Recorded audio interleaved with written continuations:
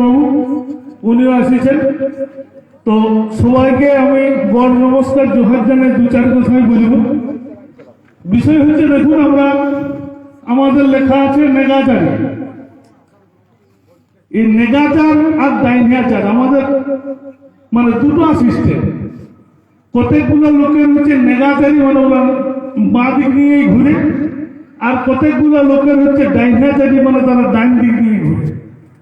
তো আমরা যারা আছি আমরা সবাই নেগাচারি, আর কতগুলো জায়গা আছে ওদের হচ্ছে ডাইনিয়াচারি। নেগাচারি সিস্টেম হচ্ছে যে আমাদের সমাজে কখনো কোনোদিনও,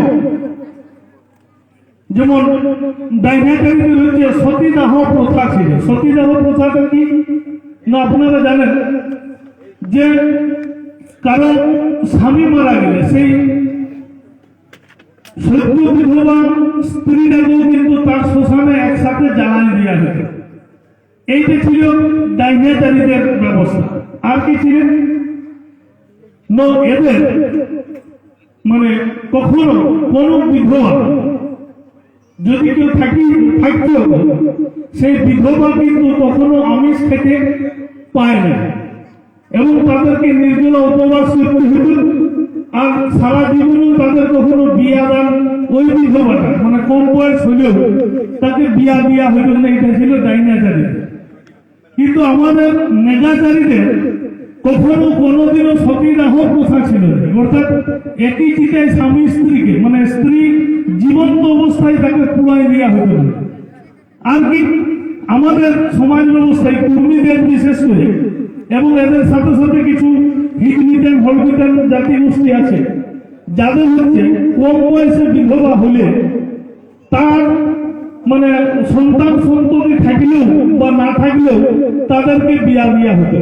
যেমন আমাদের মাহাতোদের ধরুন কেউ, এখনকার দিনকাল তো বিরাট খারাপ, এখন সদ্য কেউ বিয়া করেছে, মোটর সাইকেল আস্তে আস্তে অ্যাক্সিডেন্টে মারা গেছে প্রচুর। আজকে অন্তত গোটা দুয়েক মারা গেছে। আজ আমাদের নিজেদের সমাজকর্মী একজন ধর্ষণ কাটায় মারা গেছে।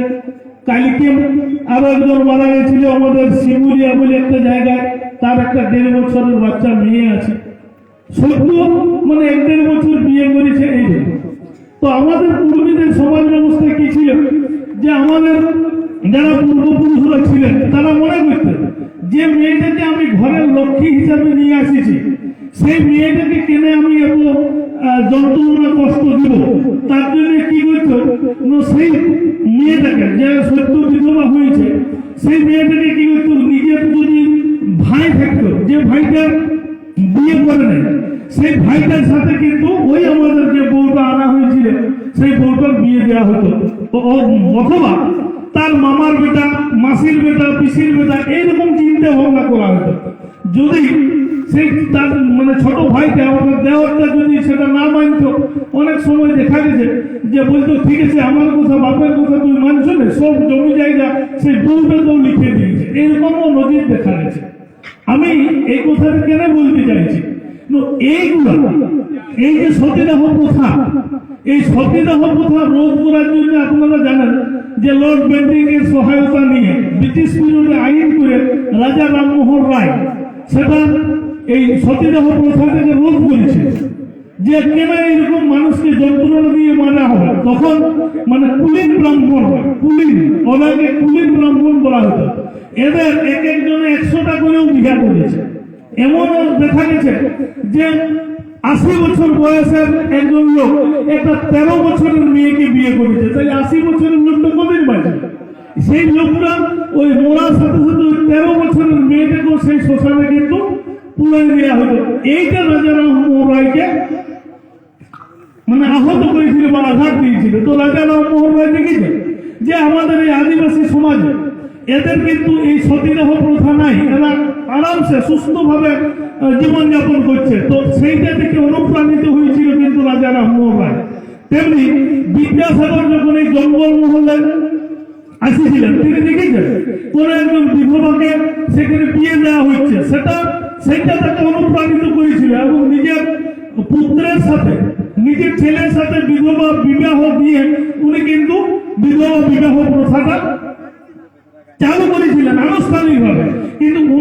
চালু বহু বছর আগের থেকে আমাদের সমাজে ছিলেন। তো এই সমাজ দেখে তিনি অনুপ্রাণিত হয়েছিলেন। অথচ আমাদের যে বর্তমান সমাজ ব্যবস্থা, যাতে দেখে বিদ্যাসাগর অনুপ্রাণিত হয়েছিল, রাজা রামমোহন রায় অনুপ্রাণিত হয়েছিল, যে সমাজের এই করম সুতো, আপনারা জানেন যে করম এমন একটা সংস্কৃতির ধারক এবং বাহক। এই কুর্মী সহ হিতমিতান গোষ্ঠীরা যে করমের একটি মন্ত্র আছে, সেই মন্ত্রটার নাম হচ্ছে আমার করম ভাইয়ের ধরম। আমার করম ভাইয়ের ধরম, অর্থাৎ আমি সারা জীবনে যে কর্মটা করে যাব তার ফলাফল ফলটা উপভোগ করবেন আমার ভাই। এই যে উদার মানসিকতা, উদার মানসিকতা, এই মানসিকতাটাকে কিন্তু রবীন্দ্রনাথ ঠাকুর দেখিয়েছিলেন, যে এদের মধ্যে যে ভ্রাতৃত্ব বন্ধন সৃষ্টি হচ্ছে একটা সুতো বেঁধে, সেই সুতোটাকে নিয়ে কিন্তু উনি রাখি বন্ধন শুরু করেছেন। তাহলে এত বড় একটা সমাজ সংস্কৃতির ধারক এবং বাহক হচ্ছেন আপনারা, অথচ আপনারা নিজেরা সেটা ভুলে যাচ্ছেন, ভুলে গিয়ে ডাইনাচারিতে রূপান্তরিত হচ্ছেন। ডাইনাচারিতে কিরকম রূপান্তরিত হচ্ছেন ধীরে ধীরে যদি আমি বলি, তাহলে দেখবেন আমাদের সংস্কৃতিতে মা লক্ষ্মী বলে একটা শব্দ আছে, মা লক্ষ্মী বা দিদিমাই। এই মা লক্ষ্মী বা দিদিমাইটা কিন্তু সেই দুর্গার পাশে যে লক্ষ্মী দেবী থাকেন উনি নন, যে পেটা বাহিনী থাকেন উনি নন। আমার এই মা লক্ষ্মীটা কখনো বিটি হিসাবে থাকে আমার ঘরে, কখনো ঠাকুর বা লক্ষ্মী হিসাবে পূজা পায়। তার উদাহরণ যদি দিই, দেখুন আমরা যে বীজ পুণ্যা করি, বীজ পুণ্যা জানেন তো এইভাবে হয় না? বীজ পুণ্যা কি গো, কবে হয়? রোহনের দিনে। তাইলে আমার এই রোহনের দিনে বীজ পুণ্যটা যখন আমরা করি, কাঁচা জামা কাপড় পরে যে মাটা বা যে দিদিটা বা যে পিসিটা ওই কাজটার সাথে থাকে, সে কি করে একটা টোকাকে বেশ সুন্দর করে আলপুনে বা রং দিয়ে তাকে সাজানো হয়, নতুন টোকা। সেই টোকাটাই করে আমরা বীজ ধান নিই, সেই ধানটা আমরা দিয়ে আসি জমিয়ে। এইটাই তো আমাদের বীজ পুণ্য সিস্টেম নাকি?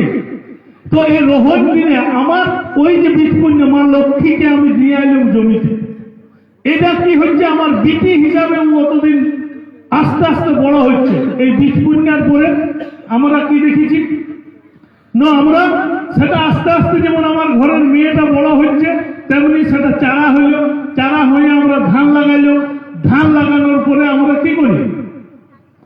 কি করি আমার ঘরের বিটিকে যেমন বিহা দিলে আমরা তার সন্তান সম্ভাবনা আসবে, তাকে আমরা সাবর্ণ খাওয়াতে যাই নাকি? আমাদের কুর্মীদের তো সাবর্ণ খাওয়ানোর ব্যবস্থা আছে। তেমনি আমার ওই বিটিটা, সেই ধানটা যেদিন সন্তান সম্ভব হয় সেদিন আমরা তাকেও সাবর্ণ খাওয়াই। তো এই সাবর্ণটা কবে খাওয়াই আমরা? কি গো, আমরা সাবর্ণটা কবে খাওয়াইতে যাই ওই ধানটাকে? হ্যাঁ, অষ্টমীর দিনে। তাহলে অষ্টমীর দিনে আমরা সেই বিটিকে সাবর্ণ খাওয়াইতে যাই। সেদিন আমরা সেই গুড়ি গুলে আমরা সন্ধ্যা প্রদীপ নিয়ে যাই না খেতে। হ্যাঁ, তাইলে সেইখানে খেতে আমরা ছড়াই দিই প্রতীকী হিসাবে, এবং তাকে সাবর্ণ খাওয়ানো হয় ওইটাই। তো আমাদের দুর্ভাগ্য, এই অষ্টমীর দিনে আমরা যে সাবর্ণ খাওয়ানোর জন্য আমরা শুদ্ধাচারে ছিল, সেই অষ্টমীটা আর আমার সেই অষ্টমী আমার যে লক্ষ্মীর জন্য বা দেবীর জন্য যে অষ্টমীটা করেছিলাম, সেই অষ্টমীটা আর ওই অষ্টমী নাই। এখন কিসে পরিণত হয়ে গেছে? এখন কি করি অষ্টমীর দিনে? কি গো, কি করি এখন অষ্টমীর দিনে? আমরা চিন্তা ভাবনা করি কোথায় দুর্গা ঠাকুর হচ্ছে, সেই প্যান্ডেলে যাইয়ে আমরা অষ্টমীর বার উপবাসে পরিণত করে নিয়েছি এবং সেই দুর্গা ঠাকুরের কাছে যাচ্ছি। আমরা এই যে এই নেগাচারির থেকে কনভার্ট হয়ে যাই, নেগাচারিতে পরিণত হয়ে যাচ্ছি ধীরে ধীরে। কিন্তু আজ থেকে 15-20 বছর আগের কথা ভাবুন, যখন এই এলাকায় কোনো দুর্গা প্রতিমা হতো নাই, কোনো দুর্গা প্রতিমা হতো নাই, তখনও কিন্তু আমার মা কাকিরা অষ্টমী করেছে। সেইখানে সাধারণ খাওয়াই আমরা উপাস ভাঙিয়েছি, সন্ধ্যাবেলায় লুচি ফুচি খাইয়ে আমরা ঘরেই কিন্তু ধূপ ধুনা দিয়ে আমাদের অষ্টমী শেষ করেছিলাম। কখনো আমরা দুর্গার থানে বা অন্য কোনো থানে যাইনি। এইটা ছিল আমাদের নেগাটারি সিস্টেমে। এরপর কি হয়, আমরা ধান কাটি, সারা পৌষ মাস ধরে আমরা ধান কাটে ঘর ঢুকাই এবং কি করি, উদ্ধার মাসে আমরা ধানটা কাটি এবং ঠাকুর নিয়ে আসি। ঠাকুর নিয়ে আসা হয় তো আমাদের সবার, তো ওইটাকে আমরা বলি বিনিময়। যেদিন আমরা ওই ঠাকুরটা নিয়ে আসলাম, ওই ঠাকুর যখন আমার ওই মানে কি বলবো খামারে থাকে, যতদিন খামারে থাকে ততদিনই আমরা কিন্তু ধূপ ধুনা ফেলে দিই, তাই তো? সবাই দেখাই তো। এরপর পৌষ মাসের প্রথম দিন থেকে আমরা কি করি, ওই দিদি মায়ের একটি করে ধান আমাদের মা কাকিরা বা কুমারী বোনেরা একটি করে ধান নেয় এবং ধান নিয়ে সেই ধানটা 2-10 জনে মিলে আমাদের পূর্বী ঘরে প্রত্যেকের এই কলঙ্কা বা দীর্ঘে আছে নাকি, সেই দীর্ঘায় ওই 8-10 জন মেয়ের ধানটাকে দীর্ঘায় রেখে প্রত্যেক দিন একটা করে আমরা ফুল দিয়ে কি করি, গান করি সন্ধ্যাবেলায়, যেটাকে আমাদের টুসু গান বলে নাকি, হয় না? এখন অনেকে টুসু গানটা ভুলে যাচ্ছে, ভুলে গিয়ে ডিজে গান বাজায়, নাচ করে কোথাও পরম ব্যক্তি চলে যাচ্ছে নাকি। তাই এইটা আমরা ওই যে 29 দিন 30 দিন ধরে আমরা রাখি এবং পৌষ মাসের শেষ দিনে সেটাকে আমরা বিসর্জন দিই। এইটা ছিল আমার মা লক্ষ্মী, এইটাই হচ্ছে আমার বিনিময়, যে লক্ষ্মীটার জন্য আমরা ওই খামার খোলাই, আমরা ধূপ ধুনা দিই। তো আমাদের এখনকার এই সাদা চামড়ার কিছু বউ ঘরে ঢুকে গেছে, এরা আমাদের এই সংস্কৃতিগুলো ভুলে যাচ্ছে। ভুলে গিয়ে কি করছে, সকালবেলায় ছড়া দিচ্ছে, প্রত্যেক বই সকালবেলায় ছড়া দিচ্ছে। যে ছড়াটা এখন পাশে যদি হরি মন্দির থাকে সেই হরি মন্দিরে ছড়া দেয়, আর সন্ধ্যাবেলায় সেই হরি মন্দিরে ধূপ দেয়, বা পাশে যদি অন্য কোনো দেবদেবীর মন্দির থাকে সেখানে দেয়। কিন্তু আমার অনেক আগের বুড়িরা এখনো আমাদের বয়সের যাদের মানে মায়েদের বয়স প্রায় 60-এর ঊর্ধ্বে, সেই মারা কিন্তু এখনো পর্যন্ত ওই ভোরবেলায় যখন ছড়াটা দেয়, ছড়াটা কখন দেয়, সূর্য ওঠার আগেই তো নাকি গো, শীত গ্রীষ্ম বর্ষা যাই হোক, ভোরবেলায় উঠে ছড়াটা দেয়। এই ছড়াটা কোথায় কোথায় দেওয়া হয় না, আমাদের খামারে যতদিন ধান থেকে খামারে দিই, যে চৌকাঠে মানে কুলি দিকে বাইরে যায় সেই চৌকাঠে দিই, যে চৌকাঠে বাড়ি দিকে বেরিয়ে যায় সেই বাড়ির দিকে দিই।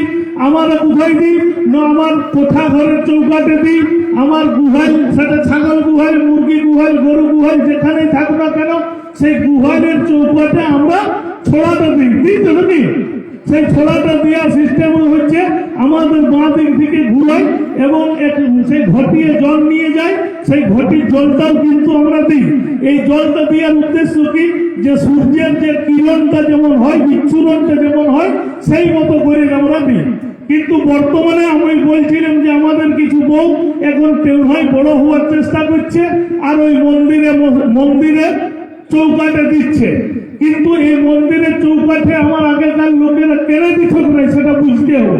ওরা আমাদের থেকে বড় বিজ্ঞানী ছিল, আর আমরা আজ পড়ালেখা শিখেও আমরা বিজ্ঞানী হতে লাগলাম, আমরা কুসংস্কারে বিশ্বাস করতে শুরু করলাম। কিরকম কুসংস্কার মনে করে দেখুন না, আপনার পরিবারের যদি কারো শরীর অসুস্থ হয়, কোন লোকের যদি শরীর অসুস্থ হয়, এমনকি আপনার সন্তানের যদি শরীর অসুস্থ হয়, তো আপনি বর্তমানে যে জায়গায় ধূপ ধুনা দিয়েছেন সেইখানে যদি মাথাটা পুড়েও দেন, দে ঠাকুর, দে মা দুর্গা, আমার বেটার শরীর খারাপ, 500 টাকা দে, দে হরি আমাকে 500 টাকা দে, আমার বেটার শরীর খারাপ, কোন দুর্গা, কোন কালী, কোন হরি আপনাকে 500 টাকা দিবেন কি?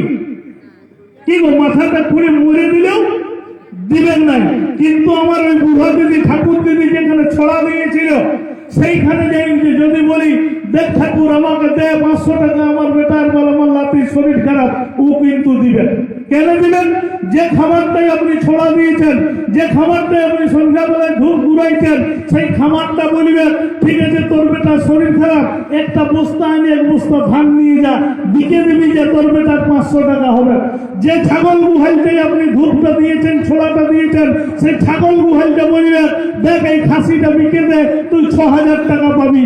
যে মুরগি গুহাইতে আপনি ধূপ দিয়েছিলেন, সেই মুরগি গুহাইলে বলবেন এই মুরগি সারাটাকে বিকে দিবি যে তুই 1200 টাকা পাবি। তাহলে এই দেখুন আমার ঠাকুরকে, যে ঠাকুরকে আমি বিশ্বাস করেছিলাম, ধূপ ধুনা দিয়েছিলাম, সেই ঠাকুর কিন্তু আমাকে টাকা দিলে কখন? আমার বিপদের সময়। কিন্তু আপনি যে হরি মন্দির, যে দুর্গা মন্দিরে আপনি ধূপ দিচ্ছেন, সেখান থেকে আপনি একটা টাকাও পাবেন নাই, কারণ ওইখানে যে টাকাটা পড়ে সেই টাকার একজনের ঠিকাদার নিয়ে রেখেছে, যার আছে নাকি? সে ছাড়া কিন্তু ওইখানে হাত দেওয়ার ক্ষমতা আপনার নাই। আর আপনি ওইখানে যে ঠাকুর, সেই ঠাকুরটা আপনার রাহ কুড়িমালিও বুঝবে নাই আর বাংলাও বুঝে নাই, সে একটাই ভাষা বুঝে, তাকে বলে সংস্কৃত নাকি? তো এই সংস্কৃতিতে যে মন্ত্রটা পাঠ করতে আসে, সেই লোক তো আপনাকে গাইল দিচ্ছে না ঠাকুরের পূজা করছে, এটা আপনি বুঝেন? ও গাইল দিল না পূজা করলে আপনি কি বুঝেন? তাহলে বুঝতে পারছেন না, ওটা গাইল ওঠে না পূজা ওঠে। তো আমার এই যে ঠাকুরগুলো, আমার ঠাকুর আমার ভাষা বুঝে, তার কারণ ভাবনা ভাবুন, আমার যখন জন্ম, আমার আজ 44 বছর বয়স, আমার ঘরে কুদমাগড়ে, এই কুদমাগড় থেকে একদিকে রায়পুর হসপিটাল 20 কিলোমিটার, আর রানীমান হসপিটাল হচ্ছে 8 কিলোমিটার বা 7 কিলোমিটার।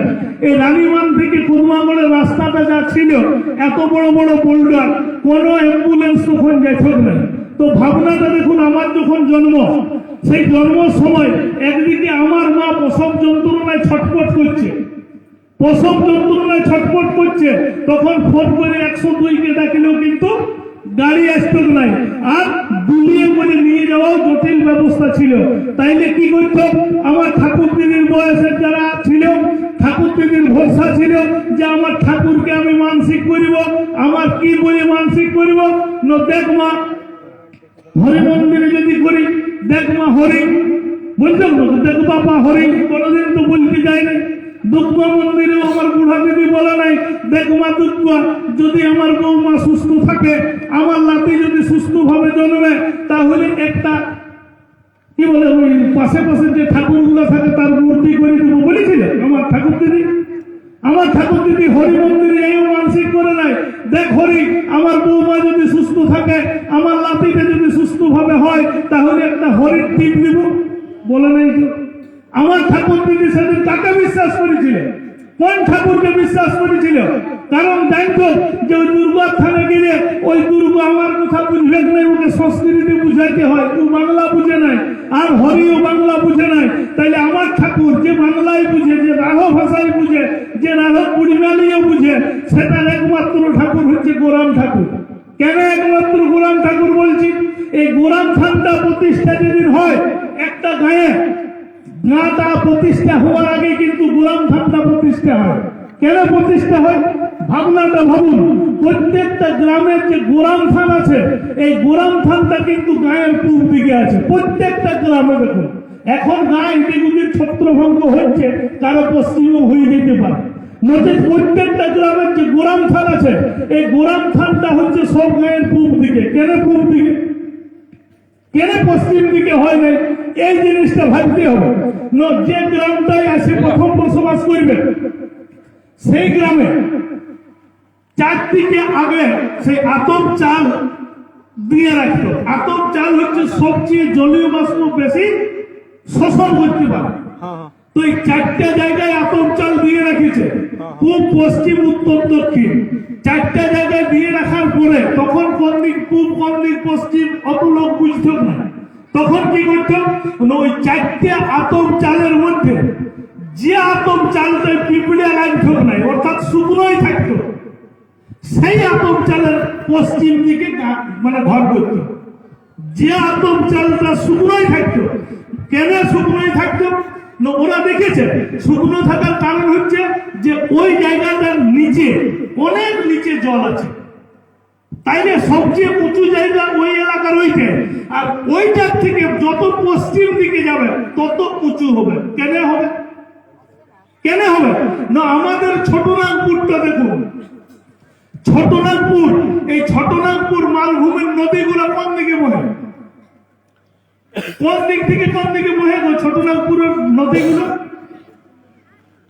হ্যাঁ, একটা জোড়, একটা নদী যত যা আছে দেখুন না কোন দিকে বহে? সবগুলাই পশ্চিম দিক থেকে পূব দিকে বহে। দেখুন আমাদের বংশাবতী নদী কোন দিকে বইছে? পশ্চিম দিক থেকে পূব দিকে বইছে না? যত জোড় খাল আছে সবাই কিন্তু বহে পশ্চিম দিক থেকে পূব দিকে। তার কারণ হচ্ছে পশ্চিম দিকটা উঁচু, পূব দিকটা নিচু। তো আমি যে আতপ চালটা রাখিলাম, যে শুকনো চালটা শুকনোই থাকিল, সেটা উঁচু জায়গা, ওর থেকে পশ্চিম দিকে ঘর করত, কারণ পশ্চিম দিকটা উঁচু বলে। বুঝতে পারলেন বিষয়টা? তাইলে আমাদের কুর্মীরা, যত যা কুর্মী গাঁ আছে দেখবেন, সব গায়ে কুর্মীরা বাস করেছে ডাঙায়। আর যদি ওই গায়ে অন্য বাঙালি জাত থাকে, বালিয়া ছুড়ি, এগুলোকে আমরা বাঙালি বলে না। হ্যাঁ, কুর্মী রেখে কেউ বাঙালি বলে না? কেউ বলে? বলে নেই দেখবেন। তাহলে সেই বাঙালি জাতগুলো দেখবেন বাম ধারে বাস করে, ওরা নিচে বাস করে। আর যত যে কুর্মী পাড়া দেখবেন, সেই পাড়াগুলো কিন্তু সব থেকে ডাঙ্গা দিকে বাস করে। তো এই হচ্ছে ইতিহাস আমাদের গোরাম থানে। এই গোরাম ঠাকুরকে ভরসা করে আমার ঠাকুর দিদি কিন্তু মানসিক করেছিল, দেখ মা গরম বুড়ি, যদি আমার লাতি বা লাতিরাটা সুস্থ ভাবে জন্মে, আমার বৌমার যদি কোনো প্রকার শারীরিক ক্ষতি না হয়, তাইলে আমি তোকে এক মুখ দিব। এইটা আমাদের প্রথম মানসিক করা সিস্টেম, ভগবানের উপরে বিশ্বাস করা সিস্টেম। এই ভগবানটা, আমাদের ভগবানটা হচ্ছে প্রকৃতি, গাছ, পাথর, পাহাড়, নদী, এইগুলো হচ্ছে আমাদের ভগবান। এই ভগবান আমরা কখনো মূর্তি পূজায় বিশ্বাস করতাম না। মূর্তিটা তো আসেইছে 1600 খ্রিস্টাব্দের পরে। তাহলে এই প্রকৃতির উপরে বিশ্বাস করে আমরা যারা বাস করি, আমরা যে ধর্ম পালন করি, অ্যানিমিস্ট বা টোটেমিক, এই টোটেমিক ধর্মটাই হচ্ছে আমাদের প্রকৃতির ধর্ম। এই ধর্মের আমরা হচ্ছে মানুষ। আজকাল আমরা একটুকু হাসা চামড়ার হয়ে যাচ্ছি, হয় আমরা লোকের সাথে মেশতে যাচ্ছি, এবং মেশার ফলে আমাদের সমাজ আজ ধ্বংসের পথে চলে যাচ্ছে। প্রথম ধ্বংস কে করেছে জানেন? আমাদের সমাজকে। আজ ঘরে ঘরে কুড়মির মদ খাচ্ছে তোমে। তো এই মদ খাওয়ার হাতে খড়ি ঠাকুরের নাম হচ্ছে সরস্বতী ঠাকুর। এই মদ খাওয়া ঠাকুরের যে হাতে খড়ি করেছে, সেই হাতে খড়ি দিয়েছে একমাত্র সরস্বতী ঠাকুর। কি দেখো, প্রথমে সরস্বতী ঠাকুর যখন আসিছিল, আজ থেকে 20-25 বছর আগেকার কথা ভাবুন, যখন পাড়ার প্রত্যেকটা ছাড় কি করত, ঘরের মা বোনদের কাপড় চুপড় নিয়ে যাইয়ে প্যান্ডেল করত। সেই প্যান্ডেলে সরস্বতী প্রথম ঢুকলো, এবং ঢুকে কি করলো, গায়ে গায়ে রাস্তায় রাস্তায় আমরা চাঁদা শুরু করলো। এবং পূজার খরচ যদি 500 টাকা হয়, ভাসানের খরচ হয় 5000 টাকা, হয় না? তো এই সরস্বতী ঠাকুর কেন বলছি মোদের হাতে খড়ি করাইছিল না? ওই প্যান্ডেল করার সময় যারা প্রথম 11-12 পড়ে, 11-12 পড়ে, আপনারা আজও খবর নিবেন, বেটা ছানা বলে খবর নেন না, বিটি ছানা হলে থেকেই খবর নিতেন। কিরকম? ওই প্যান্ডেল করতে করতে কতগুলো ঘর যায় না, 3 দিন 4 দিন আগের থেকে প্যান্ডেল করতো, কতগুলো ঘর যায় না। কেন ঘর যায় না? আপনারা ভাবছেন ঘরের মা বাবারা কিভাবে না, আমার ছাতা প্যান্ডেল করছে, তো ওই প্যান্ডেল করছে বলে রাতে ওইখানে রয়ে গেছে, কিন্তু সেই কারণে রয়ে যায় নাই। ওই প্যান্ডেল করতে আসে ওই ছাতা সেই রাতে প্রথম মদ খাইয়েছে, প্রথম মদ খাইয়েছে, প্রত্যেকটা ছায়ের কথাই বলছি, প্রথম মদ খাইয়েছে। সেই ছাতা ভাবছে মা যদি আমি যদি ঘর যাই, তাইলে মা তো গন্ধ পাবেন। এই গন্ধ পাওয়ার ভয়েও প্যান্ডেলে আছে। আর আপনি ভাবছেন আমার ছাতা বোধহয় প্যান্ডেল করছে, তার জন্য ঘর আসতে পারে নাই। তাহলে এই যে মদের হাতে খড়িটা হইল, আর 500 টাকার ঠাকুর, ডিজে ছাড়া ভাসান হবে নাই। আর ওই ডিজের দিনে এত মদ খায় যে ঘর তো কেউ যাইতেই পারে নাই। আর মানে ঝাঁপান ওই নেশাটা বেশি হয়ে যায়, ঘর কেউ যাইতে পারে নাই। তার জন্য দেখবেন এখন প্যান্ডেলে খেঁচড়ি হয়ে গেছে। আর আপনি ভাবছেন যে খেচড়ি খাইয়া হয়তো ছাটা আইলে গেছে ঘুমাই গেছে, তা নয়। এইখানে বমি করছে কতগুলো ছা, কেউ ধোঁয়ায় দিচ্ছে বমি, ওদের সেটিং আছে, কারণ সবাই তো মদটা খাইছে। তো এই যে আমার এই দেবদেবী কিন্তু মদ খাওয়া শিখাচ্ছে। এই যে মূর্তি প্রতিমা, এই প্রতিমাকে আমাদের কুড়মিয়ালি মেড বলে। মেড গুলা মানে আমাদের আরো মেড তাকে বলে, যাদের সিং নেই তাদেরকে মেড বলে, মানে যাদের সিং নেই সে ঘুরতে পারবেন নাই। আর এই প্রতিমা গুলার কোনো ভূমিকা নাই, এরা কখনো ফুল পড়ে নাই দেখবেন। যখন কোনো ঠাকুর পূজা করে যে কোনো জায়গায়, যে কোনো জায়গায় যখন ফুল পড়ছেই নেই, তখন দেখবেন সেই দুপুয়া ঘাস আর ওইখানে আতপ চাল কিছু থাকে, আর ওইটা ঘটিয়ে ডুবাই ওই বেলপাতটা আর ঝিটতে থাকে।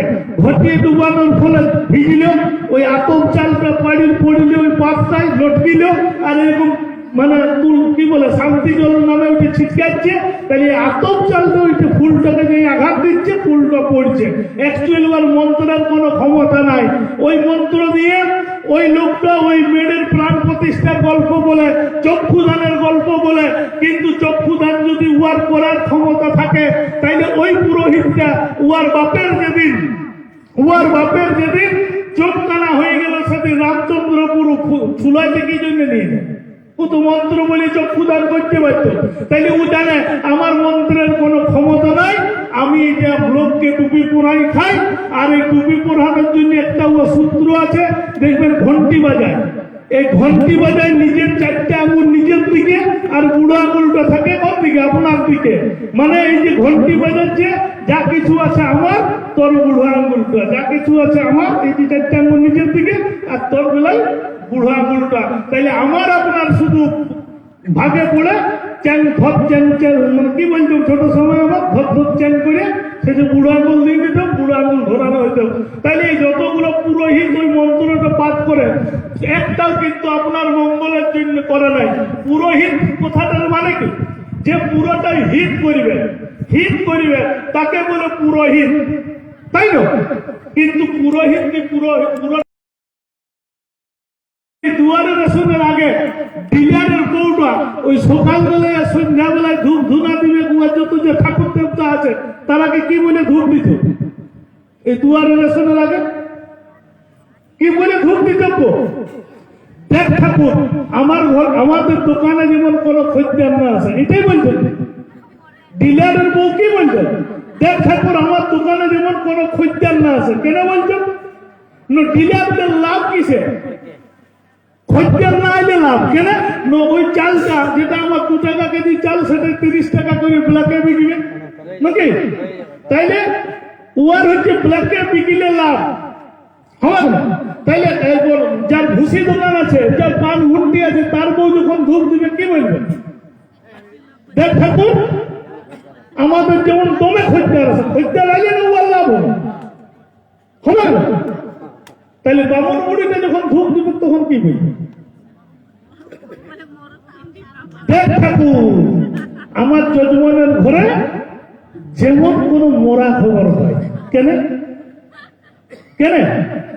মোরা খবর পাইলে শব্দ বললে কতদিনের খাবার হয় ওর ঘরে?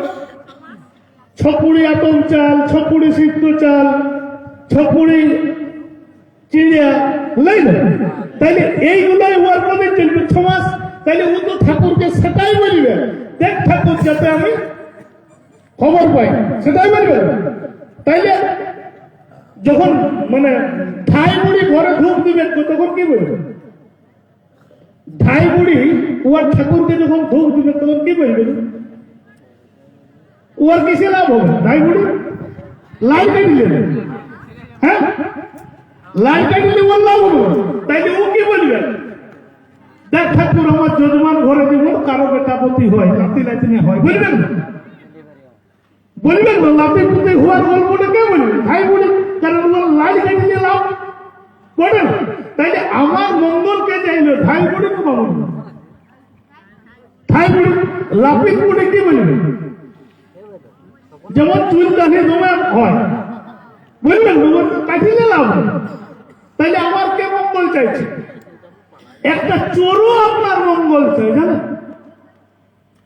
ও যখন ধূপ দিয়ে বাইরে, চোর তো চুরি করতে, যখন ধূপ নিয়ে বাইরে দেখ ঠাকুর আমি যেমন যার ঘরে ঢুকবো তার কাছে যেমন তোমার সোনা দানা থাকে, এটা বলবে। তাহলে 14 পর্যন্ত আপনার মঙ্গল চাইছে, কামার মুড়ি কি বলে ধূপ দেবে? ও আর কিসে বেশি রোজগার? সেই লুহা খালুটা আনে দিলে রোজগার বেশি হয়, দাপ আদায় দিলে রোজগার হয় না। তাহলে দেখ ঠাকুর যেমন আমার যজমান ঘরে বউ আছে, লুহা খালু দিলে ওর বেশি রোজগার, আর কুড়মি ঘরে বেশি ধান হইলে ওর রোজগার, তার দিকে তাহলে কি বলবে? ধান ভরি যাক কুড়মি, ধান ভরি যাক কুড়মি, এরকম বলে ধূপ দিবে। তাই ও ধূপ দিবে কুড়মির ঘরে যেমন তবে ধান হয়, তবে তো দাবি করে। তাইলে দেখুন, যারা আমার মঙ্গল চায়, যারা আমার মঙ্গল চায় তারা আমার পুরোহিত বলে, কিন্তু যে আমার অমঙ্গল চায় আমরা তাকে পুরোহিত বলছি, এবং ঘরে আনে তাদের পা ধুয়ে আমরা জল খাচ্ছি। আমার জল খাওয়া উচিত ছিল কার? যে আমার মঙ্গল চাইছে, যারাকে আমরা বলছি হিত বিকার গোষ্ঠী।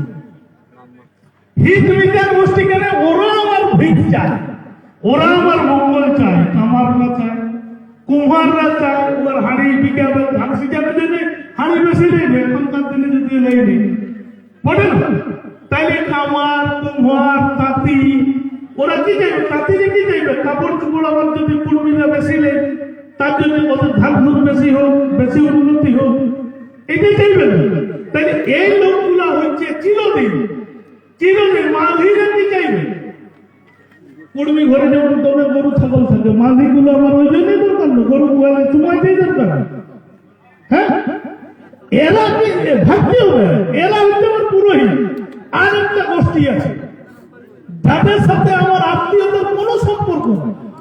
ওদের কুড়মি এমন একটা স্বার্থবোধ চায়, স্বার্থবোধ চায় কেন বলছি না, কুড়মিরা কুড়মিদের সাথে বিয়ে ঘর করে, এরা অন্য জাতির সাথে করে।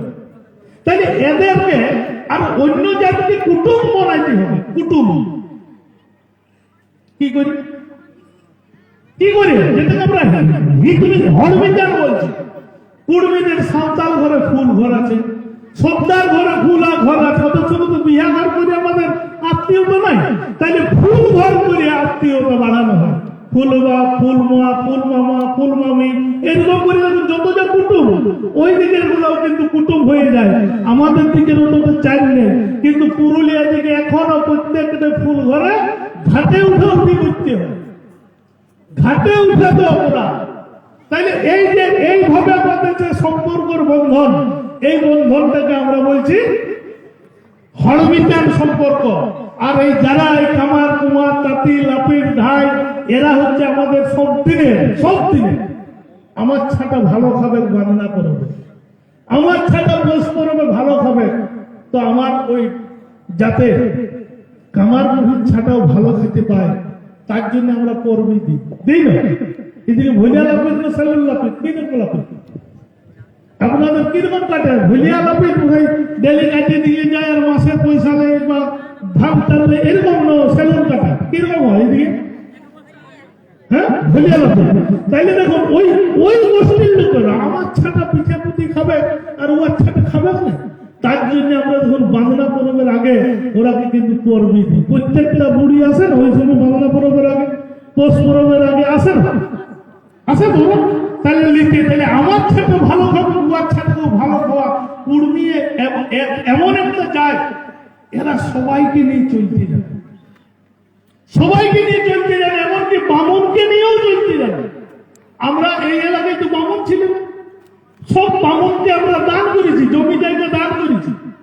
আমার গায়ে কামার হিট আছে, মানে কামার থেকে বসানোর জন্য ওই হিটটা এখন দিয়েছে। লাপিত বাড়ি আছে, মানে লাপিতরাকে এখানে রাখার জন্য লাপিতটাকে দিয়েছে। তাই এই যে কুড়মি এত বড় একটা উদার জাত, উদার জাত, এই জাতটা আজ ধ্বংস যদি হয়ে যায়, পুরো সমাজের সিস্টেমটা ধ্বংস হয়ে যাবে, পুরো সমাজের সিস্টেমটা ধ্বংস হয়ে যাবে।